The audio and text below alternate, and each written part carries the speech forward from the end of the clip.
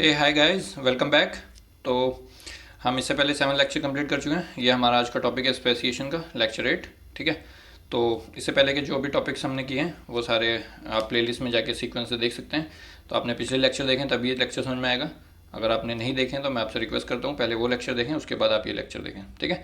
तो चलिए शुरू करते हैं। आज स्पेसिएशन के बारे में थोड़ा सा पढ़ते हैं तो मज़ा आएगा। Okay, let's start. तो स्पेसिएशन शुरू करते हैं। Speciation, okay. स्पेसिएशन का क्या मतलब होता है? स्पेसिएशन मतलब होता है ओरिजिन ऑफ स्पीशीज, स्पीशीज का ओरिजिन। ठीक है। जो नई स्पीशीज कैसे बन रही है बेसिकली वो स्पेसिएशन से आता है। तो अगर सिंपल सी एक लाइन में अगर हमको बताना हो कि स्पेसिएशन होता क्या है, तो स्पेसिएशन का मतलब होता है एक ऐसा इवोल्यूशनरी प्रोसेस जिसमें जेनेटिक डाइवर्सिटी प्रेजेंट हो, जिसकी वजह से over a period of time वो एक नई स्पीशीज का फॉर्मेशन कर सके। That is speciation. ठीक है। तो मैं इसको इंग्लिश में लिख दूंगा अभी।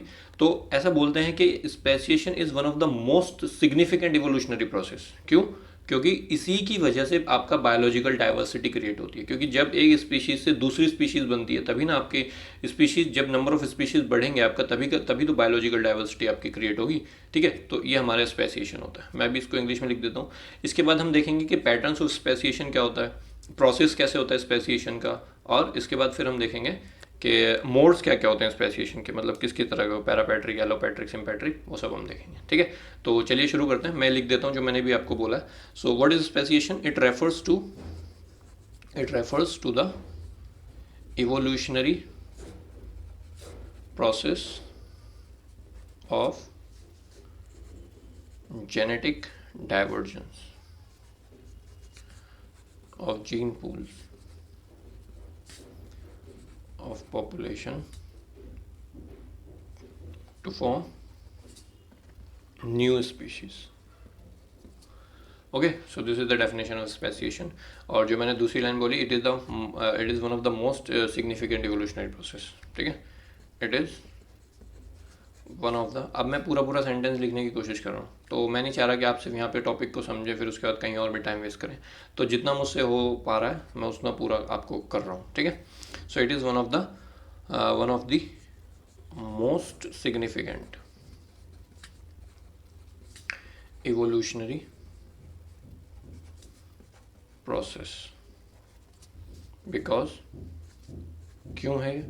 क्योंकि इसी की वजह से तो आपकी नई स्पीशीज बन रही है और उसी की वजह से बायोलॉजिकल डाइवर्सिटी आ रही है। So because of appearance of new species which ultimately is a source of biological diversity. ठीक है। तो ये आपका हो गया, जो मैंने 2 पॉइंट बोले आपके शुरू में वो मैंने लिख दिया। ठीक है। अब अर्नस्ट मेयर ने बोला कि जो स्पेसिएशन होती है वो डिपेंड करती है 2 फैक्टर्स पे। ठीक है। सबसे पहले उन्होंने बोला कि ये डिपेंड करेगी आपका isolation of gene pool of the population. ठीक है। तो जो जीन है, मान लो ये आपके एक जीन पूल है, तो इसमें आइसोलेशन कैसे, जैसे हम पीछे पढ़ के आए ना कि जीन का आइसोलेशन कितना है, कैसे है, उनका अरेंजमेंट क्या है, तो उसके ऊपर। और दूसरा, इनके बीच में जेनेटिक डाइवर्सिटी कितनी है। जेनेटिक जो पूल है, मान लो यहाँ पे 100 तरह के वेरिएशन है, तो और एक जीन पूल है जिसमें आपके 1000 तरह के वेरिएशन है, तो किस में ज़्यादा जेनेटिक वेरिएशन और स्पेसिएशन होने के चांसेस किस में ज़्यादा होंगे? ऑब्वियसली 1000 वाले में होंगे, क्योंकि इसमें ज़्यादा वेरिएशन है। तो according to Ernst Mayr speciation depends on, किस किस चीज़ पे डिपेंड करती है? 2 फैक्टर जो मैंने आपको बोला। पहला, isolation of gene pool of the population, और दूसरा मैंने क्या बताया आपको? Genetic divergence of their gene pool. ठीक है। इनका जो जीन पूल है उसमें कितना जेनेटिक डाइवर्जेंस है, तो इसके ऊपर ये डिपेंड करेगा। ये मैंने आपको बता दिया कैसे। ओके। उसके बाद हम देखते हैं कि पैटर्न क्या है स्पेसिएशन होने का।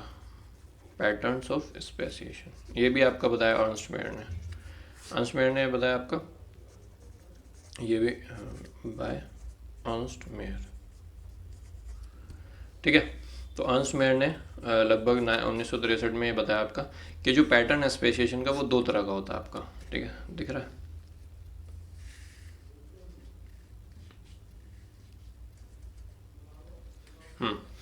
दो तरह का होता है, एक होता है एनाजेनेसिस और एक होता है आपका क्लाइडोजेनेसिस। देखो एनाजेनेसिस और क्लाइडोजेनेसिस आगे डिटेल में है ऑलरेडी, तो मैं आपको सिर्फ यहाँ पर टू द पॉइंट बात बता रहा हूँ कि क्या बेसिकली मतलब क्या है एनाजेनेसिस और क्लाइडोजेनेसिस का। तो एनाजेनेसिस का मतलब होता है फाइलेटिक इवोल्यूशन। क्या होता है? फाइलेटिक इवोल्यूशन, ये मैं पहले भी बता चुका हूँ आपको सेम चीज़। और दूसरा होता है ब्रांचिंग इवोल्यूशन। क्लाइडोजेनेसिस को क्या बोलते हैं? Branching evolution. मतलब बेसिकली यहाँ पे क्या होता है, एक लाइन, एक लीनियज चला रहा है, इसमें स्प्लिट हो गया, ठीक है। तो मतलब एक जीन पूल था, मान लो एक जीन पूल था, इस जीन पूल में स्प्लिट हो गया, दो अलग अलग जीन पूल बन गए, ठीक है। तो इसकी वजह से जो भी variation over a period of time create होंगे तो उसकी वजह से स्पेसिएशन हो जाएगा, तो दैट इज क्लाइडोजेनेसिस। और फाइलेटिक इवोल्यूशन क्या होता है कि जो एक ही लाइन चल रही है, उसी में कुछ चेंजेस हो जा रहे हैं, ठीक है। चेंजेस हो जा रहे हैं इन्वायरमेंट की वजह से, कुछ भी म्यूटेशन की वजह से, किसी भी तरह से चेंजेस हो रहे हैं, तो इन्हीं चेंजेस का ग्रेजुअली ट्रांसफॉर्मेशन हो जाता है नई स्पीशीज़ के फॉर्म में, ठीक है। तो ये एक ही लीनिएज की बात हो रही है, फाइलेटिक एवोल्यूशन और ब्रांचिंग एवोल्यूशन आपका स्प्लिट। तो बेसिक मुद्दा ये है इसका, ठीक है। बाकी और डिटेल में तो आगे है ही। तो ये इंग्लिश में लिखूँ क्या? चलो लिख देता हूँ। सो it is the accumulation of changes which gradually, लिख रहा ना, हाँ, which gradually transform a given species into a species with different characteristics। ऐसे लिख दो, into a species with different characteristics, ठीक है। So this is anagenesis. और यहाँ पर मैंने स्प्लिटिंग की बात करी है, तो it is the splitting of a gene pool, आगे नहीं दिखेगा, ऑफ अ जीन पूल, ठीक है, इनटू टू और मोर, ठीक है। एक या एक से ज़्यादा जीन पूल में स्प्लिट हो गया, और which gives rise to new species, ठीक है। तो ये बेसिकली हो गया। तो ये बेसिकली जो क्लाइडोजेनेसिस जब होता है, तब बायोलॉजिकल डाइवर्सिटी का ज़्यादा प्रमोशन होता है as compare to this one. क्यों? क्योंकि इसमें तो जीन स्प्लिट होगा ना, तो यहाँ पे जल्दी चेंजेस होते हैं, जल्दी से नई स्पीशीज़ बन जाती है। यहाँ पे तो over a period of time accumulation होता रहता है, उसके बाद जाके आप करना है। तो मैं यहाँ पे लिख देता हूँ, दिस प्रमोट्स बायोलॉजिकल डाइवर्सिटी। कैसे? By increasing the number of species, ठीक है। ये हो गया आपका, ओके। तो ये मैंने आपको बता दिया कि स्पेसिएशन का पैटर्न कैसे हो रहा है। अब मैं आपको बताता हूँ कि प्रोसेस कैसे। प्रोसेस तो वैसे मैं आपको बता चुका हूँ पिछली वीडियो जो है, किसी आइसोलेशन वाली। तो आइसोलेशन वाली डायग्राम वीडियो में मैंने आपको ये डायग्राम दिया था ना, कि role of isolation in speciation. तो वही सेम डायग्राम और सेम एक्सप्लेनेशन आपको यूज़ करना है। तो अगर आपने नहीं देखा तो आप उस वाली वीडियो को जाके देखें, तो वो वहाँ पे आप यहाँ पे उसको डालेंगे टॉपिक प्रोसेस ऑफ, मैं अगले पेज पे बताता हूँ, प्रोसेस ऑफ स्पेसिएशन, ठीक है। तो वो जो डायग्राम है लास्ट वीडियो में आइसोलेशन वाली, वो आपको यहाँ पे बनानी है। Draw the diagram from previous video, okay. तो वो तो आप बना लेना। और उसमें बेसिकली मैंने क्या बताया था, मैंने ये बताया था कि जो स्पीशीज़ होती हैं वो जब दो पॉपुलेशन में बढ़ जाती हैं, ठीक है, तो over a period of time क्या होता है कि उनमें जेनेटिक इनकम्पैटिबिलिटी डेवलप हो जाती है, ठीक है। और उसी जेनेटिक इनकम्पैटिबिलिटी की वजह से आपका रिप्रोडक्टिव आइसोलेशन हो जाता है फिर उनका, ठीक है। तो मैं इंग्लिश में यहाँ पे लिख देता हूँ, डायग्राम आप वहाँ से बना लेना। सो मैं लिख देता हूँ, species has mostly occurred when two population, मैंने वहाँ पे इंग्लिश में नहीं लिखा था ना, वो मुझे याद है, इसलिए मैं यहाँ पे लिख देता हूँ, population have evolved independently and accumulated incompatible genetic difference,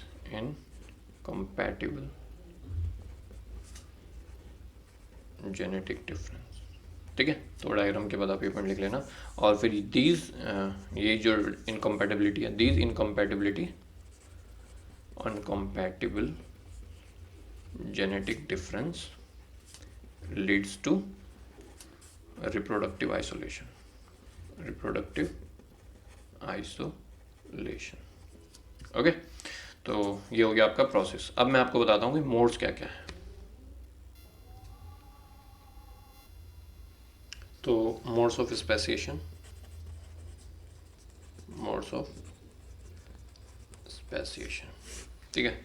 क्या क्या मोड है स्पेसिएशन होने के? तो बेसिकली अगर हम नेचुरल स्पेसिएशन की बात करें तो हम मोटा मोटी तौर पे 4 तरह के हम ये क्या बोलते हैं मोड देखते हैं, ठीक है। तो ये मोड जो 4 तरह के हम देखने जा रहे हैं, जैसे मैं अभी नाम लिखता हूँ, ये किस बेस पे है? ये हमारा बेसिकली जो जियोग्राफिकल आइसोलेशन है ना, उसी के बेस पे ये बेस्ड है, ठीक है। तो मैं यहाँ पे लिख देता हूँ कि 4 modes of natural speciation on the basis of extent to which speciating population are geographically isolated, ठीक है। तो मैं नाम लिख देता हूँ। एक का नाम है एलोपैट्रिक। एलोपैट्रिक का मतलब होता है कि जो अभी हम पीछे पढ़ते हैं कि एक एरिया था, एक जियोग्राफिकल लोकेशन थी, उसमें बैरियर क्रिएट हुआ, तो ये अलग अलग यहाँ पे इनके बीच में बैरियर आ गया, तो ये बढ़ गए अलग अलग उसमें, ठीक है। तो जियोग्राफिकल बैरियर की वजह से आपका पेरेंटल पॉपुलेशन डिवाइड हो गई 2 में, तो दैट इज़ एलोपैट्रिक। दूसरा है पेरीपैट्रिक। पेरीपैट्रिक पेरीपैट्रिक भी ऐसे होता है, ओरिजिनली ऐसा था, बट इसमें क्या होगा, जो पॉपुलेशन जो डिवाइड होगी ना आपकी, वो एक तो मेन रह जाएगी, बट इसी में से ना मतलब छोटा सा पार्ट उसका टूट के अलग हो गया, ठीक है। तो पेरी मतलब इसी के अराउंड में छोटा सा है पेरी, ठीक है। तो नया निशे जो ये बना है छोटा सा बना है, तो दैट इज़ पेरीपैट्रिक। तीसरा हो गया पैरापैट्रिक। पैरापैट्रिक पैरापैट्रिक में क्या होगा, यही आपका ज्योग्राफिकल एरिया, इसमें एक ऐसी नेचुरल बैरियर बन गया, बट यहाँ पर क्या होगा, एक स्पीशीज इधर रहने लग गई, एक इधर रहने लग गई, और इन दोनों के बीच में एक नेचुरल बैरियर भी है। बट ये जो नेचुरल बैरियर है ना, ये एक तरह का बैरियर नहीं है, ये यहाँ पर आपका एक तरह का बॉर्डर है। तो कभी क्या होता है ना, नॉर्मली ये स्पीशीज यहीं पर रिप्रोड्यूस करेगी, ये स्पीशीज यहीं पर रिप्रोड्यूस करेगी, बट कभी कभी क्या होगा, ये स्पीशीज इस पर जाकर रिप्रोड्यूस कर सकती है और ये स्पीशीज इधर भी जाकर भी रिप्रोड्यूस कर सकती है। तो ऐसा इस पैरापैट्रिक टाइप में देखने को मिलता है। देन लास्ट है आपका सिम्पैट्रिक। सिम्पैट्रिक, सिम मतलब विद इन, सेम, ठीक है। तो सिम्पैट्रिक आपका, तो ऐसे मान लो एक ज्योग्राफिकल एरिया, तो यहीं पर इसी एरिया में एक पॉपुलेशन ऐसी डेवलप होने लग जाएगी जो जेनेटिकली इस वाली से थोड़ा सा डिफरेंट होने लग जाएगी। इसको हम बोलते हैं जेनेटिक पॉलीमॉर्फिज्म, ठीक है। तो विद इन द पॉपुलेशन ऐसा हुआ, और फिर कुछ पीरियड ऑफ टाइम के बाद क्या होगा कि जो मेन पॉपुलेशन थी इसी में से कुछ मतलब कुछ तो इसके जैसे रह गई और कुछ बिल्कुल नए टाइप के बन गए, तो दैट इज सिम्पैट्रिक, ठीक है। तो आई होप क्लियर हो गया होगा। तो एक एक करके डिटेल में पढ़ते हैं और इनके बारे में लिखेंगे भी, क्योंकि इंपॉर्टेंट है, आया हुआ क्वेश्चन है। तो मैं इसके बारे में जितना हो सकता है कंटेंट आपको दूंगा लिख के, ठीक है। तो मैं सबसे पहले एलोपैट्रिक बता रहा हूँ, ठीक है। तो मैंने यहाँ पे लिख दिया एलोपैट्रिक जो आपका स्पेसिएशन है, उसमें population splits into 2 geographical isolated allopatric population, ठीक है। तो फॉर एग्जांपल, मैं एग्जांपल के तौर पे अगर बताऊँ कि मान लो हैबिटेट फ्रेगमेंटेशन हो गया, for example by habitat fragmentation, ठीक है। तो अब ये जो स्प्लिट हो गई हैं, अब क्या होगा, over a period of time क्या होगा, over a period of time ये जो आइसोलेटेड पॉपुलेशन थी, ठीक है, ये जो आइसोलेटेड पॉपुलेशन थी, इनमें चेंजेस आने शुरू हो जाएंगे, जेनोटिपिक डाइवर्जेंस भी आएगा और फिनोटिपिक भी आ सकता है, कोई श्योरिटी थोड़ी है। तो over a period of time the isolated population may undergo genotypic divergence, ठीक है। और कुछ केसेस में फिनोटिपिक भी हो सकता है, फिनोटिपिक एज वेल, ठीक है। क्यों ऐसा क्यों होगा, over a period of time genotypic और फिनोटिपिक इनमें वेरिएशन क्यों आएगा? क्यों? क्योंकि जब स्पीशीज़, जैसे मान लो मैं यहाँ पे ऐसे दिखाता हूँ, देखो ये आपकी ओरिजिनल स्पीशीज़ थी, ठीक है, ये पेरेंटल पॉपुलेशन इसको हम बोल रहे हैं, पेरेंटल, ठीक है। अब इसमें क्या हुआ कि ये बढ़ गई 2 में, तो एक ये हो गया और एक आपका ये हो गया, ओके। और इसके बीच में आपका बैरियर बन गया, दिस इज बैरियर, किसी भी तरह का बैरियर हो सकता है।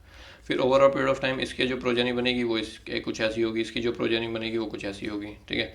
फिर और डेवलपमेंट हुआ, इवोल्यूशन हुआ और इनमें चेंजेस आए, जीनोटिपिक फिनोटिपिक डाइवर्जेंस आए। क्यों? क्योंकि क्यों आया इसमें, वाई, ऐसा क्यों हुआ? क्यों?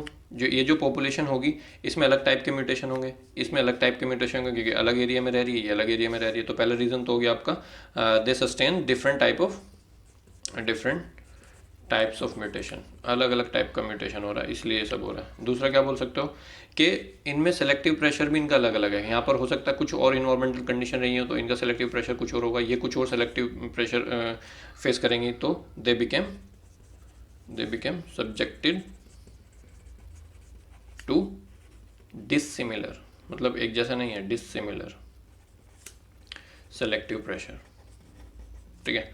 और तीसरा ये अलग तरह से जेनेटिक ड्रिफ्ट शो करेगी, ये अलग तरह से जेनेटिक ड्रिफ्ट शो करेगी। सो दे शोज इंडिपेंडेंटली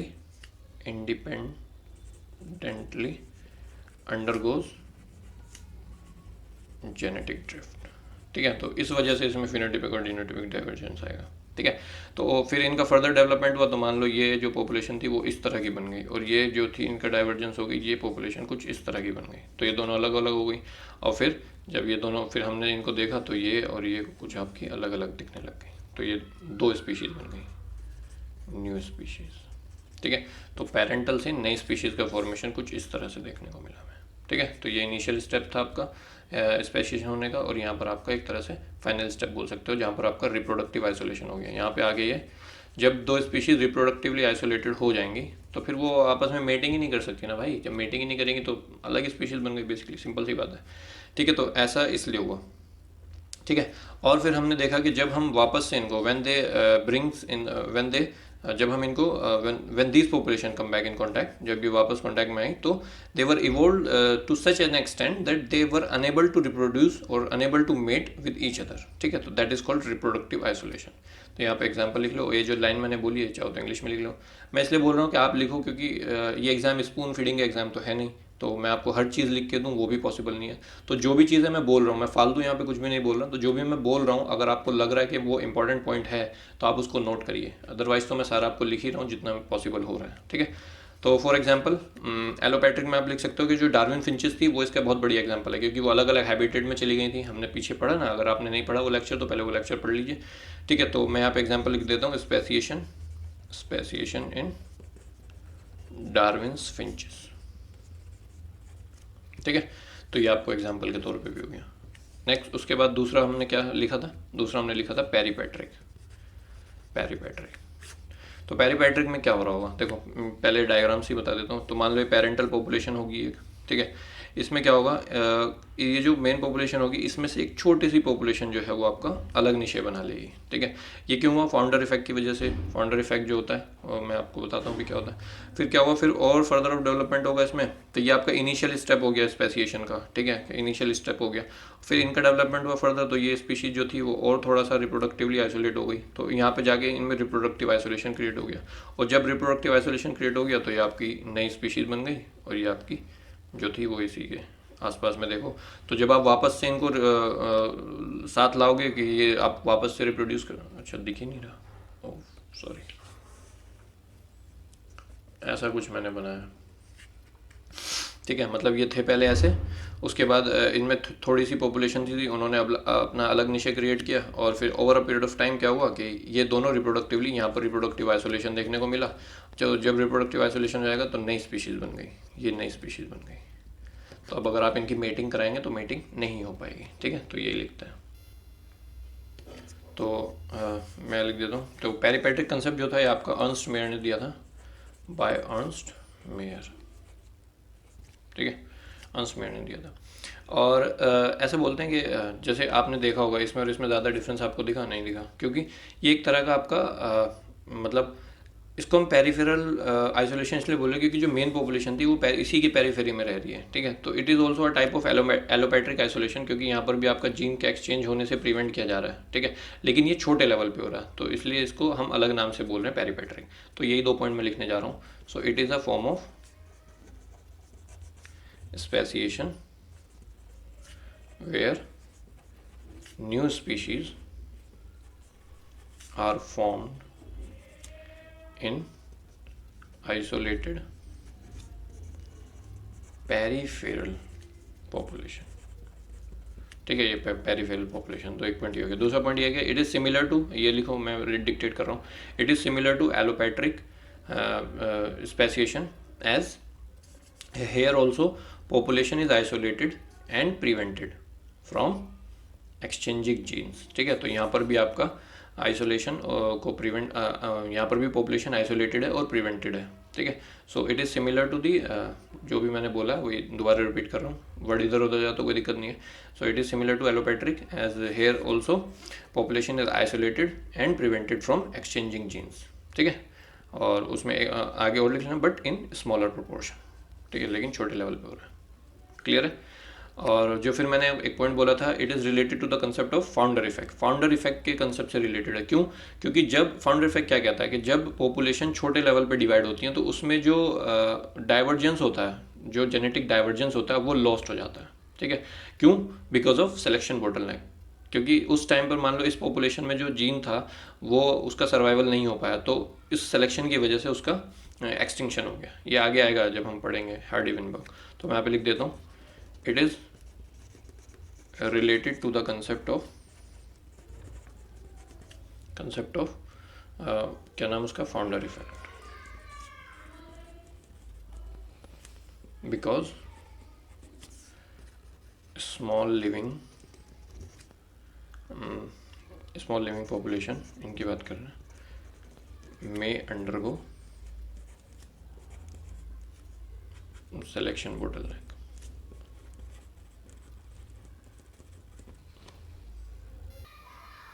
ठीक है।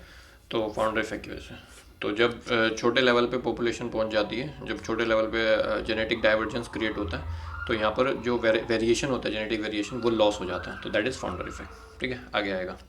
उसके बाद आपका मैं यहाँ पे एग्जांपल भी दे देता हूँ उसका। फॉर एग्जांपल, तो जब मेयर ने दिया था, तो ये जो फिनोमिना था, ये बर्ड्स जो थी ना, मेयर्स बर्ड हम इनको बोलते हैं, उसमें देखने को मिला। तो एग्जाम्पल लिख लो आप, मेयर्स बर्ड, ठीक है। और एक और बर्ड है जैसे पेट्रोइका, शायद उसका नाम पेट्रोइका मल्टी कलर करके है, तो वो ऑस्ट्रेलिया में पाई जाती है। तो दूसरा एग्जांपल लिख लो, Australian bird Petroica multi colour, ठीक है। So this is peripatric. Allopatric हो गया, पेरीपेट्रिक हो गया। अब नेक्स्ट देखते हैं पैरापेट्रिक, ठीक है। तो पैरापेट्रिक में क्या होगा, वही एक एरिया है, ठीक है। इसमें क्या हुआ, over a period of time इसमें थोड़ा सा जियोग्राफिकल आइसोलेशन हो गया, जो मैं पीछे बताया कि एक स्पीशीज इधर रहने लगी, एक इधर रहने लगी, और इनमें कोई बैरियर स्पेसिफिकली नहीं है, बट इन दोनों का जो रीजन है वो एक दूसरे में ओवरलैप कर रहा है, ठीक है।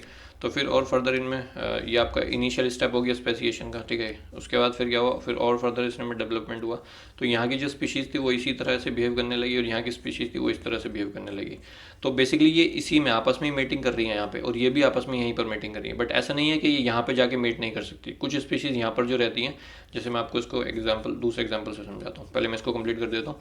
तो ये आपका एक दूसरे में ओवरलैप भी, मीटिंग भी हो सकती है, बट प्रीफर करती हैं मोस्टली यहीं पर करेंगी, ये वाली इधर करेंगी, ये वाली इधर करेंगी। तो ओवरऑल पीरियड ऑफ टाइम ये इस तरह की बन गई, ये इस तरह की बन गई, और फिर जब आपका हमने देखा कि जब ये ऐसी हो गई तो यहाँ पर रिप्रोडक्टिव आइसोलेशन देखने को मिला, और जब रिप्रोडक्टिव आइसोलेशन देखने को मिलता है तो क्या होता है, फिर ये आपकी अलग स्पीशीज़ बन जाती है, ठीक है। तो यहाँ पे अलग, यहाँ पे अलग, और यहाँ पे थोड़ी अलग, ठीक है। तो न्यू स्पीशीज़ यहाँ पे बन गई, ठीक है।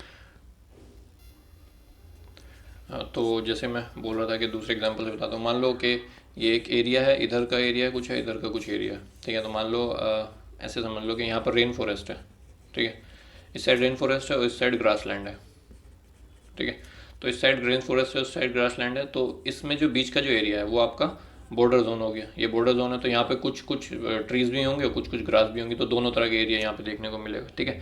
तो यहाँ पर जो स्पीशीज़ ग्रो करेगी, ठीक है, यहाँ पर जो स्पीशीज़ होगी और यहाँ पर जो स्पीशीज़ होगी, ठीक है, जब इनमें इस तरह का मतलब हो जाएगा, तो ग्रासलैंड वाली स्पीशीज़ ग्रासलैंड वाली स्पीशीज़ में मेट करेगी, और ये रेन फॉरेस्ट वाली स्पीशीज़ रेन फॉरेस्ट में मेट करेगी। बट ऐसा नहीं है कि कोई हार्ड एंड फास्ट रूल है ये यहाँ पे जाके मेट नहीं कर सकती, यहाँ पे जाके मेट नहीं कर सकती, बट ये प्रेफर नहीं करती हैं ऐसे ऐसे जाके मेट करना।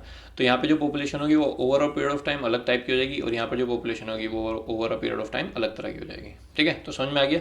तो एक ही जोग्राफिकल एरिया है और उसमें बॉर्डर जो है वो ओवरलैप कर रहा है, और मोस्टली जो मैं बोल रहा हूँ ना वही इंग्लिश में लिखूंगा। मोस्टली जो इंडिविजुअल होते हैं वो प्रीफर करते हैं अपने जोन में रिप्रोड्यूस करना, बट कभी कभी वो इधर जाके भी रिप्रोड्यूस कर लेते हैं, तो इसको हम हाइब्रिड बोल देते हैं कि जब यहाँ पे जाके रिप्रोड्यूस करेगा तो हाइब्रिड बन जाएगा, और जब यहाँ पे over a period of time फिर ये अलग टाइप की हो जाएगी, ये अलग टाइप की हो जाएगी, तो फिर हम इनको बोलते हैं पैरापैट्रिक स्पीशीज़, है ना। तो नई स्पीशीज़ बन गई। तो यही मैं जो मैंने बोला वही लिखता हूँ, ठीक है। तो यहाँ पर क्या होगा, दी जोन्स आर, जोन्स जो हैं वो zones of two diverging population within a large geographical area which is separate by separate, ठीक है। तो in this zones of two diverging population within a large geographical area are separate है but do overlap, but ये overlap कर रहे हैं, ठीक है। फिर मैंने दूसरा पॉइंट बोला था कि मोस्ट ऑफ द इंडिविजुअल यहीं पर रिप्रोड्यूस करेंगे, तो मोस्ट इंडिविजुअल्स, एक सेकेंड, तो मोस्ट इंडिविजुअल्स क्या लिख रहा था मैं, हाँ, met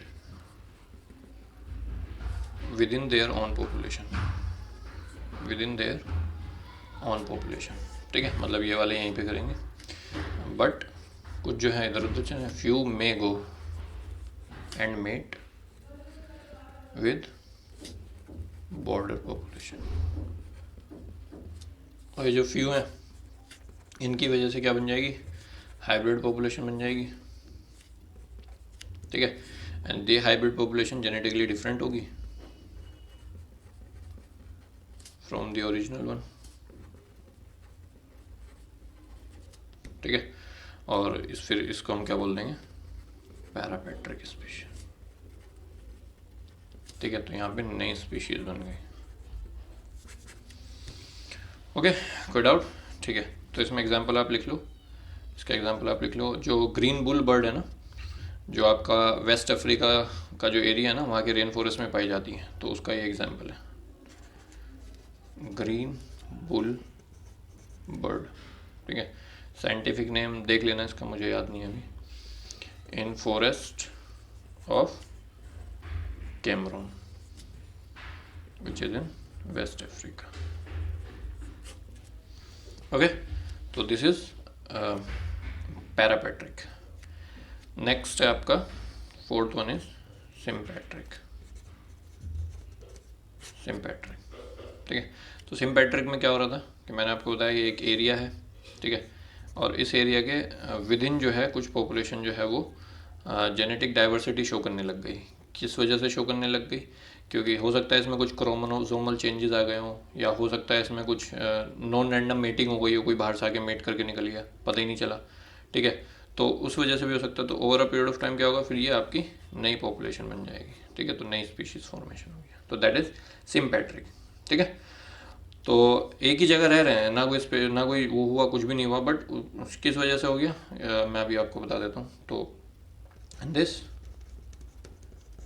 species diverge while inhabiting the same place, ठीक है, same place, that is sympatric, okay. और इनका मैकेनिज्म क्या होगा, किस वजह से हो रहा है, जैसे मैंने आपको बोला कि हो सकता है क्रोमोसोमल चेंजेस हो गए हो, या हो सकता है नॉन रैंडम मेटिंग हो गई हो, ठीक है। तो इस वजह से होता है, ओके। तो क्रोमोसोम चेंजेस में आप देखना कि क्रोमोसोम के नंबर बढ़ भी सकते हैं, क्रोमोसोम के नंबर घट भी सकते हैं। जब क्रोमोसोम के नंबर बढ़ेंगे तो हम उसको पॉलीप्लॉइडी बोल देंगे, जब क्रोमोसोम के नंबर घटेंगे तो हम उसको एनीप्लॉइडी बोल देंगे। तो कुछ भी चेंजेस हो सकते हैं क्रोमोसोम नंबर में, तो उसकी वजह से आपका सिम्पैट्रिक ये स्पेसिएशन हो जाता है। फिर नॉन रैंडम मेटिंग जैसे north American Apple maggot fly जो है उसमें देखने को मिलता है आपका, ठीक है। तो ये आपका सिम्पैट्रिक हो गया। तो ये आपका नेचुरल के मैंने 4 टाइप बताया आपके, क्या क्या हमने टाइप देख ली। एक हमारा हो गया एलोपैट्रिक, एक हमारा हो गया पेरीपैट्रिक, एक हो गया पैरापैट्रिक, एक हो गया आपका सिम्पैट्रिक, ठीक है। इसी तरह से ये तो नेचुरल हो गया, बट अब आज के टाइम में हम जेनेटिकली मॉडिफाइड ऑर्गेनिज्म भी तो प्रोड्यूस कर रहे हैं, तो उसको हम बोलते हैं आर्टिफिशियल स्पेसिएशन, ठीक है।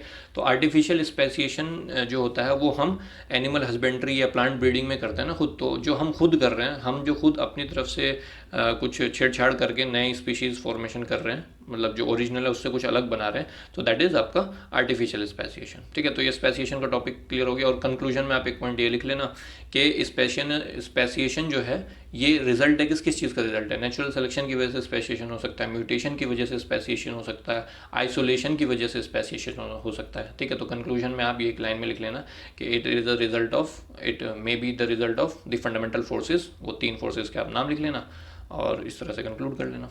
ठीक है, तो आई होप आपको क्लियर हो गया होगा टॉपिक स्पेसिएशन का। ठीक है, अब मैं आऊँगा नेक्स्ट टॉपिक के साथ। तो अगर आपको अच्छा लग रहा है, अगर आपको मज़ा आ रहा है पढ़ने में, तो आप लाइक शेयर सब्सक्राइब करें और मुझे मोटिवेशन मिलेगा कि हाँ आप लोग सपोर्ट कर रहे हैं, तो मैं और जल्दी लेक्चर्स कंटिन्यू करूँगा। और इससे पहले के जितने भी लेक्चर्स हैं उनका लिंक डिस्क्रिप्शन में दिया हुआ है। ठीक है, okay, so thank you, bye.